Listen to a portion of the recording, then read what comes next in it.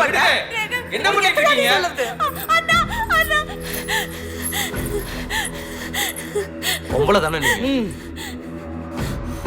எப்படி மனசு வருது? சின்ன குழந்தைன்னு கூட பார்க்காம அந்த மருந்து எதுக்கு தராங்கன்னு தெரியுமா? சந்தையில் விற்கிற மாட்டு கொடுக்க வேண்டியதை போய் சின்ன குழந்தைய கொடுக்குறீங்க. உங்களுக்குலாம் மனசாட்சியே இல்லையா? ஏய், ஒரு பொம்பளை இப்படிதான் பேசணும், இப்படிதான் இருக்கணும்னு நீங்க முடிவு பண்ணா அது தப்பு இல்ல. இந்த உலகத்துல நடக்கிற தப்பெல்லாம் பார்த்தா நான் படுது எனக்கு தப்பாவே தெரியல. இவங்க எல்லாரையும் வந்துட்டு கேவலம் காசுக்காக வித்துட்டு போயிருக்காங்க. இவங்களை எல்லாம் இத்தனை வருஷம் சோறு போட்டு வளர்த்ததே நான் தான். காசுக்காக என்ன வேணா பண்ணுவீங்களா? அவங்களே கொண்டு வந்து விட்டு போனாலும் நீங்க நினைச்சிருந்தா போய் அவங்க வீட்டுல விட்டுருக்கலாம்ல.